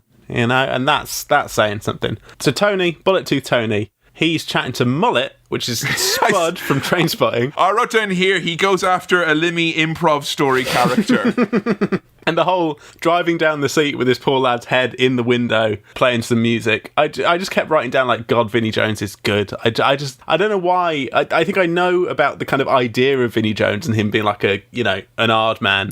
And I think he was on the wrestling at one point. He was on the wrestling at one point, and he was a natural fit of sorts. He attempted to come back into wrestling again at one point, a little bit of a crossover when he co-starred with Stone Cold Steve Austin in The Condemned, which was another Vinnie Jones vehicle that we all love here in the world. But I didn't know that Vinnie Jones, at least in this instance, is genuinely pretty good here. Yeah, I mean, this is the type of role he was born to play. And I would say as well, with Arnold Schwarzenegger, you look at his first, I'd say, 3 or 4 movies, even by raw deal, and he'd done a few movies at that point, he was like really fucking struggling just to actually like mechanically speak and act in the English language. It was tough for him and all that. Yeah. Whereas Vinnie Jones, he feels very, very like, not just a language barrier, obviously he's got an advantage there, but he just feels like a little bit more natural. Like, I feel with Arnold, they saw a big lump of meat and go, we can make him into something in Hollywood. Whereas Vinnie Jones, they saw him and it's like, we know exactly what we're going to do with you now.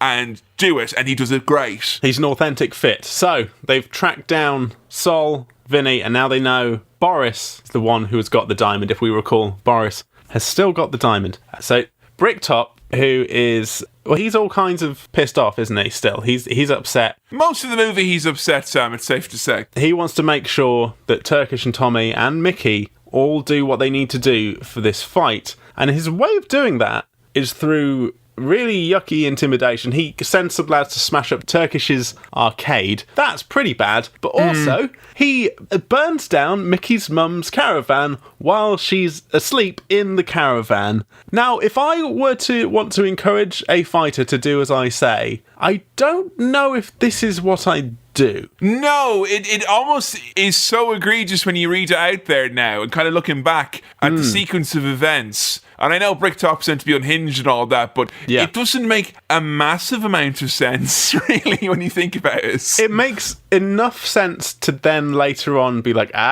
we've twisted it a bit here. And I think Turkish later on says, Mickey took this whole thing surprisingly well. Turns out, obviously, he didn't. And, that plays into things later on. You're a bit of a kind of an old catch-22 here in some respects, because in one respect, I'm very glad that we have a story that makes Mick's character be more than just, there's a silly traveller now who sounds weird and, he's violent, I'm scared of him. And you give him, they do kind of a revenge plot here from here on, where you see them kind of, if you make assumptions that they're disorganised and all that, like they make out at the start, they kind of take advantage of that and they subvert it a bit and throw it on its head. Yeah. Is there a way to do that without killing one of 3 women who has more than one line in the movie? Yeah. Probably. I don't know. But again, we're in the year 2000. Not much has changed, but we kill all the women. And it's a horrible scene, and it's genuinely pretty emotional. It's got that song that I recognise from the late 90s, early 2000s that's kind of slow, but kind of dance music.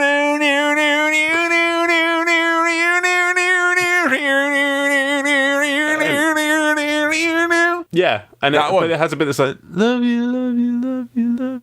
And it's just, whatever that is. I mean, there's music in here that's interchangeable, that is just songs from that area of time. Do you get the sense with Guy Ritchie that he thinks he's a bit of a Quentin Tarantino, where he's like, everyone's going to think I'm so cool because of my great music mix here on the movie, which a lot of the tracks are like, just, I want to play a cool song for no reason. Yeah, I think definitely he was going for like, I'm going to be the British Tarantino. That's who I am. That's who I'm going to be. And that's going to be my entire niche. And it'll be, you know, we'll do what he did, but over here, and it'll be different, it'll have its own identity, but it'll be kind of the same. No, he said, looking at his tumbler of aged scotch, I'd rather be the first Guy Ritchie. Slowly, as the portrait of Guy Ritchie once again turns very so slightly more into Tarantino. Yes, he said, the first Guy Ritchie, ... So Tommy, you know, it's silly old Tommy, he manages to rescue Turkish from the cronies by using his dodgy gun that he got from Boris before. He's all grown up now because he listened and learned the true sound, and he's finally getting his turn. Yeah, and look, Mickey agrees to do the fight and go down in the 4th round, and you're like, and even at the time watching this scene where he's like, yeah, I'll do it so he doesn't cause any more trouble, I'm like, no, that's not what you would think. That's not how you'd actually deal with this. You wouldn't be like, well, yeah, he did kill my mum, so I don't want him to kill anyone or hurt anyone else, so I will do as he said. No, yeah, Mickey. You would be telling an Irishman what he could and couldn't think now, wouldn't you? Again, not strictly Irish. It's a little bit more complicated, referred to earlier in the episode. There will be a test at the end of Act 3. So, Boris is in Doug the Head's shop trying to sell the diamond. Come on now, sell it. And Bullet Tooth Tony and Avi are all upstairs, I think, watching this happen. They're like, okay. And they've got a big tough guy called Rosebud. He's like a big tough crony. And he goes to deal with Boris. But Tony's like, oh, he's hard. If you scrap with Boris, it's going to end up bad for you. And he's like, no, I will take him. And then immediately we get that cut to Rosebud with his head all fucked up in the car. Like, I'm in a lot of pain. But they've got Boris in the boot. Boris in the boot of their car. So there we've got one car there. We also have Turkish and Tommy. Yeah. And Turkish is drinking milk, which he does all the time. He does a lot in the movie. It does a lot of drinking milk. Oh, can you say, what the fuck do you mean lactose intolerant? Oh, I can't remember what the voice I was doing. What the fuck do you mean? What do you fucking mean? What the fuck do you mean? What the fuck do you mean lactose intolerant? No, I can't do it. It means, oh no, I wanted to do a dialogue with you. You're doing so good. Okay. Let me go. What the fuck do you mean lactose intolerant? What it means, Mr. Statham, is you've taken so much milk and dairy in, is that your body can no longer actually break down the sugar lactose, so it actually gives you discomfort in your stomach. Right.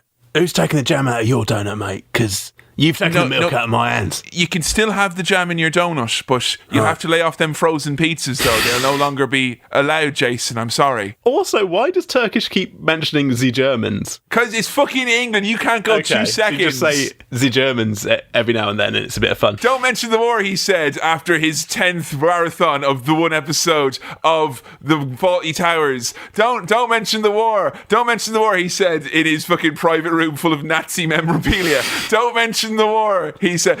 Would you fucking get over it here? Jesus Christ already. All right, Kevin, we've got a car with Boris in the boot and a big tough guy with a hurt head who wants to do some stabbing. We've also got Turkish drinking milk with Tommy. Tommy's saying, humans aren't set up to drink milk, mate. It's bad for you. We don't have the digestive system to deal with it. And we've also got Sol, Vinny and Tyrone driving as well. Like 3 groups of main characters here are all driving at the same time. Tommy gets the milk from Turkish, chucks it out of the window, right? Now that collides with Bullet Tooth Tony and Avi's car, causes a crash. Boris is out of there, running around with a hood over his head because he's all tied up. So Boris has got away. And then Boris gets hit by Tyrone and Sol and Vinny, yeah. And Vinny? What I like most about this scene is that when I watched it, I just imagined, because you get to 3 different cars from the same shot of people in a car, I just kept going, nah, park light, what do you mean we're not set up to dodge it? All the England, so many England, they all go, scoring goals, scoring lots of goals, a football.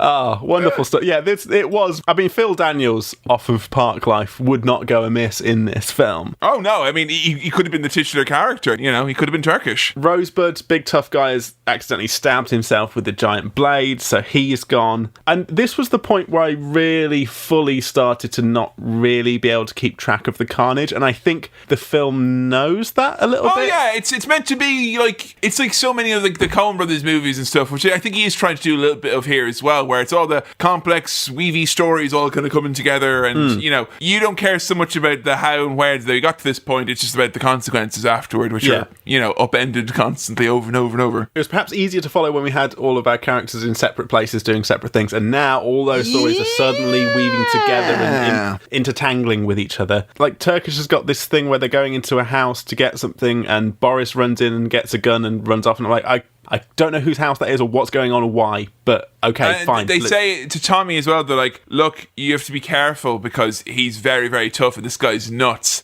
And then Tommy goes, I don't care if he's a bloomin' hazelnut. And I thought that was a great line as well, you know, very, very good. You would care if it was a hazelnut, though, if you're having a brownie, wouldn't you, Tommy? You'd want to know. Yeah, and look, Turkish, you can have hazelnut milk, all right? You can have, like, any kind of those nut-based drinks, okay? And that's fine. That won't trigger the bad digestion stuff, but he won't listen to reason. The standoff between Sol, Vinny, and Tony, played by Vinnie Jones, so that's starting to get a bit confusing, is, again, very good. The thing with their guns that they're pointing at him. Your gun has got replica written on yours, whereas mine, it's got Desert Eagle 1.05638. All right there, Mr. Mats. That should precipitate your balls into shrinking along with your presence. Very good. Oh, I'll tell you, him cocking the guns are fake, and then we get the shootout that happens, and he shoots through the wall. And I was convinced that my boy Tyrone once again was brown bread, i.e. not alive. And he turned out to be okay in the end. Yeah, there's a lot going on here. So Avi's here, Boris is here, those two lads are here, Tyrone's here, Tony, Vinnie Jones shooting through the walls. Does he kill everyone but Tyrone, or did I get that wrong? No, because he doesn't kill Avi. Avi gets away. Avi gets away, Sol and Vinnie have got away. Because basically Bullet Tooth Tony just goes, nah, fuck off. And they fuck off and he has a nice pint until things start to kick off. Tony finally kills Boris, but after having to shoot him about 10 times. So he shoots him, and then Boris is like, I'm still here. Bang. No, you've not quite got it. Bang. Boris, are you still fucking alive, mate? Bang. I mean, very funny and silly and really daft at this point, the stuff that's going on here. Austin Powers in this movie, same energy, man. You know, same righteous energy, and I'm here for it. I'm here for it, brother. Who's got the case now? So Avi's got the case, I believe, and Avi's out of here. And then we come back to B&B Inc., Bangers and Boxing. Gorgeous George is alive. He's just got his mouth all braced up. And they start talking about the big boxing match that's coming up and how they were a little bit worried initially that Mickey was going to kill him, but then they're even more worried now because it was going to be the wake for his ma, and it meant that he was going to show up all sorts of hungover now, and he was having a big owl night. He kept her lit, and now he's got an arsehole like a exploded light bulb, so he does. So he'll be in no fighting form at all here now. Their options here, their choices. And Turkish is always very calm about these things. He's sort of saying, basically, we're fucked if Mickey knocks out our guy straight away, but actually he's probably going to be hungover, so he might not even make it to the fourth round. And so both options, we're going to get killed and fed to the pigs. And he's explaining this very calmly, and Tommy's like, why are you not fucking scared of this, mate? He's like, because we got no choice, you know? Because I had me fucking milk. So there is a great scene now where Avi and Bullet Tooth are told that the dog has the diamond, and then Avi's like, who really wants to leave? And he goes to him and he says, open him up. And Vinnie Jones, with one of the movie's best lines, hey, he's not a fucking tin of beans. Beans, yeah. What do you mean, open him up? That's wonderful. Sol and Vinny are there as well, and nobody wants this dog to die apart from Avi, who just wants to get this fucking diamond. Turns out, though, that they were just pretending that the dog had the diamond. It was Vinny who had it in his pocket the whole time. But then... the dog eats the diamond! The dog does get it, runs away. Avi accidentally kills Bullet Tooth Tony while trying to kill the dog. I'm sad that Tony's gone, because Vinnie Jones was great. It's very like, we mentioned Edgar Wright as a kind of like, it's quite like this, but it really reminded me of The Simpsons, the way that this bit of a joke was done, where it's like, he's killed, and then you literally, it's like, I'm on a plane, and it's like, whoosh, and then he's like at immigration, like anything to declare, like, don't go to England, or whatever it is. And that reminded me so many of the common punchline in The Simpsons, where it's like, something happens, and then you hear like them run down the stairs into the car, and you hear them, drive off, or then you hear the plane, or whatever it is. I really like that a character who is so focused on getting this diamond throughout the film, and that's his whole thing. It's like, I'm going to get this gosh darn diamond. Like in any professional situation, I am the Avi. I am the person who will find the path of least resistance to it being done and us going home. But as he sees a dog swallow the diamond and run away, that's the point where it's just like, fuck this up. And a plot point is just that a character gives up and goes home. He's just like, fuck this shit. I'm going away. It's the night of the fight, and Mickey is more than a bit dicky. It's not looking well. He's taking on a thick British man, and it looks like it's going to be a repeat of what happened before. One punch! No! The serious series does not continue, and the match turns into more of a dragged out. It was quite like Rocky, actually, in terms of the quick cuts, the cannon-like lightning fast action and whatnot. I wrote down there's some really good boxing cinematography and acting and choreography here. The stakes are pretty high here because BritBox has got some lads who are about to do some serious damage to the campsite if things go awry, and Turkish and Tommy are just going to be killed if anything goes wrong. Yeah, they're resigned to that fact almost. And that grotty yellow colour that says underground boxing. Which, you can smell the piss and BO in the air, can't you? Yeah, and it proper, like, taste it. Gritty, real, fighty, ouch, looks painful stuff. Mickey actually does get knocked down in the fourth round. He goes down. He gets beaten into a figurative underwater state, which, when that happened in Rocky, Mick's there to scuba there, like, come on, are you gonna drown? And so, Mickey's gone down in the fourth. Everything's going to be okay. We finally had... Oh, wait, no, he gets up and punches his opponent the fuck out. Who gave him a second wind? What? Freeze frame, and we've got Turkish saying, "Now we're fucked." And they are fucked because things have gone... But sometimes, just when you think you're fucked, all the jam in the world comes back into your donuts. It's like, seriously, his donut doth overflow with the plan execution here from Mickey and the gang. It's amazing. This is like an episode of Hustle here, what's happening. And it's not just briefcase switching, because there's been some of that already. So we get a flashback to Mickey's plan. The Travellers ambush the men who are waiting to kill them. They're here outside the boxing match. Mickey's been betting on himself in these fights. So he's made quite a lot of money out of this. Bricktop and his cronies get shot to fucking bits, and Mickey, off he pops with all this money. He's done brilliantly out of this. He's made a series of very smart decisions, and he's taken advantage of these people who are trying to exploit him, right? He's basically more they show that he's more ruthless. He's more of a tactician, Machiavellian, all that. Like, he outsmarts the biggest antagonist and the person who's unquestionably the most fearsome, loathsome individual and the most intimidating, whatever. So I think that's kind of the nice taste, so to speak. But again, I couldn't say. I know. As a community, that I could tell you, the one thing I know for sure is that the depiction of that outsiders do with them and whatnot often doesn't go down particularly well. So I'm not really sure how this was received. I just know that in Ireland, there was a lot of people who were really pissed off that people were like, "Oh, what a shit Irish accent." And people were like, "Yeah, it is a shit Irish accent." But even a lot of people in Ireland couldn't tell you if that was a good accent or not, because if you're in Ireland, there's around 35,000 travellers who live in Ireland. There's around 60,000 that live in the UK, and it's its own distinct subpopulation to an extent. So I would only say, now having lived here for a few years, maybe that I could say that it is kind of all right for what it's meant to be, which is an Irish traveller in the UK. So look, it ain't fucking Dick Van Dyke doing a chimney sweep, all right? If that's what we're saying here. I don't want to do too much hand wringing here, but I feel like there's a lot of stereotypical stuff going on with the representation here, and there is something here that seems to suggest, we tricked you, and we, that you fell for those things that you thought about us, and that. But I don't think that's enough to kind of undo. I don't know.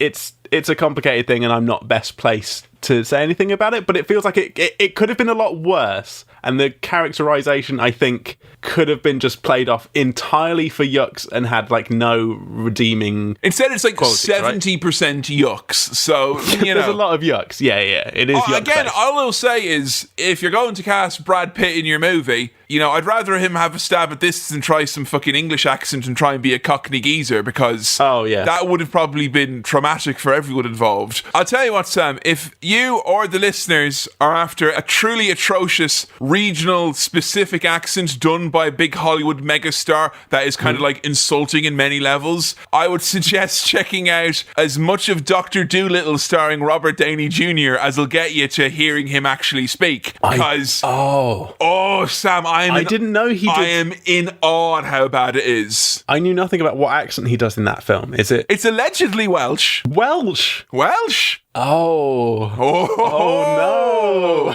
Okay. Yeah. So Hollywood, just leave these Fair Isles alone. How about that? Like, you know, stay well enough away. So Mickey's gone. BritBox is finally vanished, which would be a real shame if actual BritBox were to vanish. If you want that sponsorship deal, just reach out, because we have said it a number of times. We have said it, and I think that it would be something our listeners would be very interested in. And I like British telly. You know? And I love boxes, so, you know. So there we go. Turkish and Tommy head to the campsite the following morning. It's completely abandoned. The police are here being like, hello, what are you lads up to then? And Turkish, again, cool as a cucumber, just like, we're just walking the dog. The dog's there. The dog has run back to the campsite where he was originally purchased from.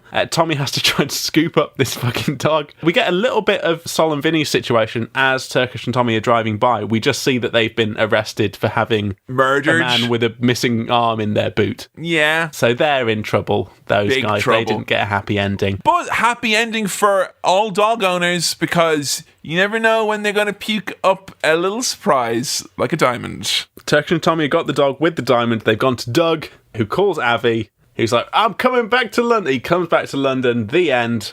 And look, that was a wild ride, and I had a lot of fun. I will say, it almost feels like, and I don't think I could say this ever happens in Cinema Swirl, even though I've had a lot of time talking about it with you, and my fucking PowerPoint presentation notwithstanding, I'm sorry, it's been cut down. I was fucking talking for ages about this thing, because I researched, I got excited. Yeah. But I feel like the describing of a Guy Ritchie movie can take the wind out of one's sails a little bit about the movie itself. I'm not sure whether the film lends itself to what we do here at Cinema Swirl necessarily. Keep up, so to speak. Yeah. I don't want to say this to like no sell myself, but I don't know how enjoyable us just trying to explain what happened in this film is. I think we had a few laughs along the way. Well, guys. we discovered that you've got a Jason Statham impression to die for. I don't know if I do. I'm not sure if I do. Look, maybe it'll come up later if we do some more Statham on Swirl. Brackets. Probably Swill. Possibly. But look, there's loads of things wrong with this, right? But look, it's the year. We've spent so long talking about, like, you know, the late 90s and all that. Like, it feels like we've had a season of 90s movies here recently. Yeah. We talked about this on Con Air and Face Off, about, like, you know, what was on the mainstream Hollywood movie at the time. I mean, this isn't mainstream Hollywood. I mean, it seems now, but, like, it was a British movie that was a kind of a bigger production, because the previous one was a surprise smash hit.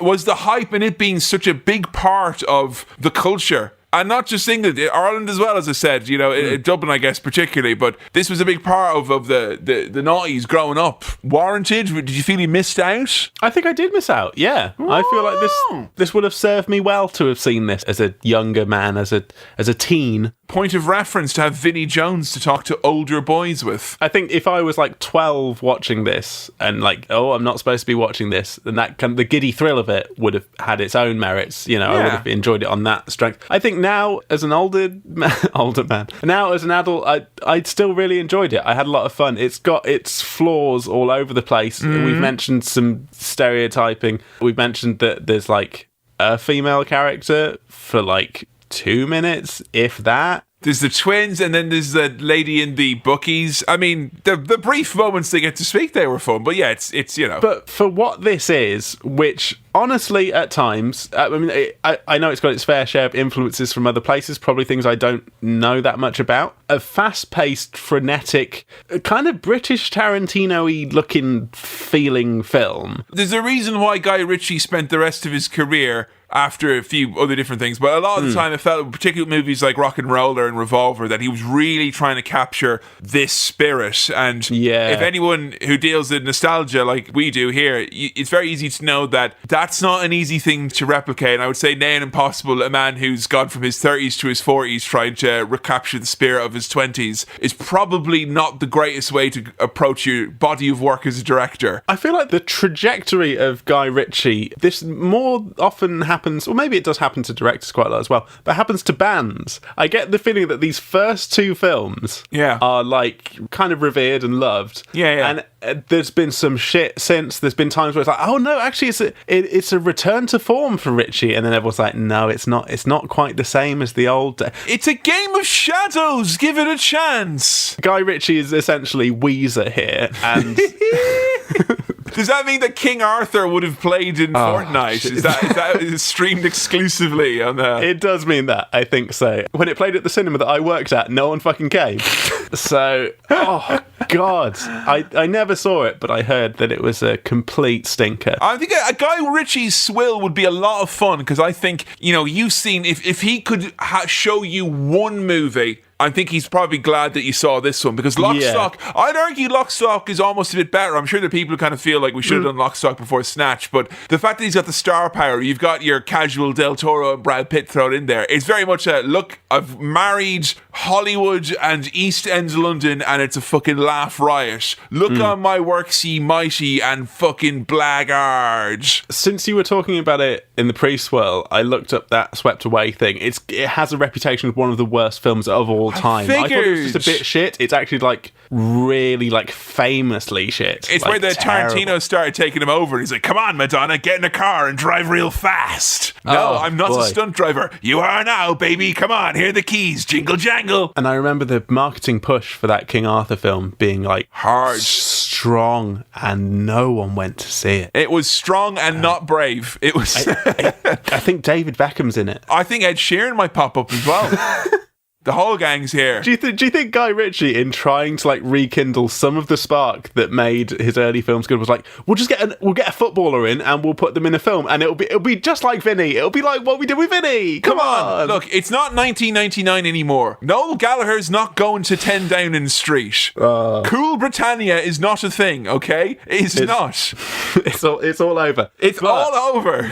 As a glimpse back to that time, the golden years, to enjoy. I think culturally significant in its own way, or at least as a little time capsule, or as an interesting thing, a British film from that time that is well regarded and at the time and now seemed exciting and fast and funny and interesting. I'll tell you what it is, Sam. In years to come, it'll be regarded as, for the UK, Gen X's We'll Meet Again. That's what this will be. I can't say too much, like, bad about it. Like, I keep having to acknowledge, like, there is stuff bad about it, and it's flawed, and it's, I mean, sometimes it feels like a bit of a mess and there's a lot going on, but I think that's part of the fun of it. It's kind of fast and makes you a bit dizzy. And... Would you want to watch it again, or would you be more inclined towards going to see Lock, Stock or another Ritchie joint? Actually, maybe this is making me want to check out Lock, Stock, because if that's the same sort of thing, and I could just eat this up again, like, you know, chips and kebab meat, just get it down me and enjoy it. And that, of course, is Cockney rhyming slang for Quality Street, chips and kebab meat. Don't forget that one. Well, okay, we'll let you folks decide if,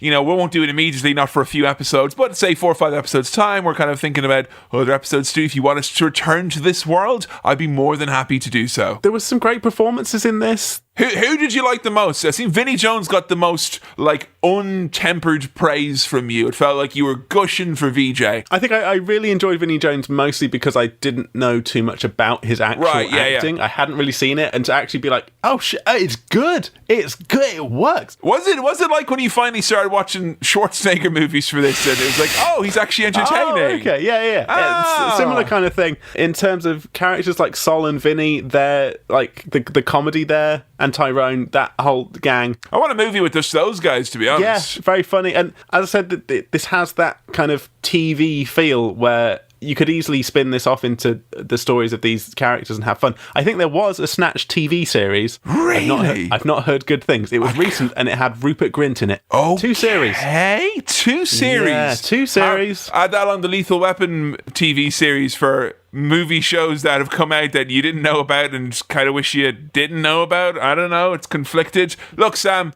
you've had a lot of praise. We've discussed some heady issues here today. What I need to know is your nutmeg grating, aka your star wipe rating. Look, I'm going on gut reaction here, and I just feel really like I had a fucking blast. When I think about the rating I'm giving this, I'm also thinking, what am I saying that this is better than? But you know what, mate? Fuck it. I don't want any of you lot at home to take the jam out of my donut, alright?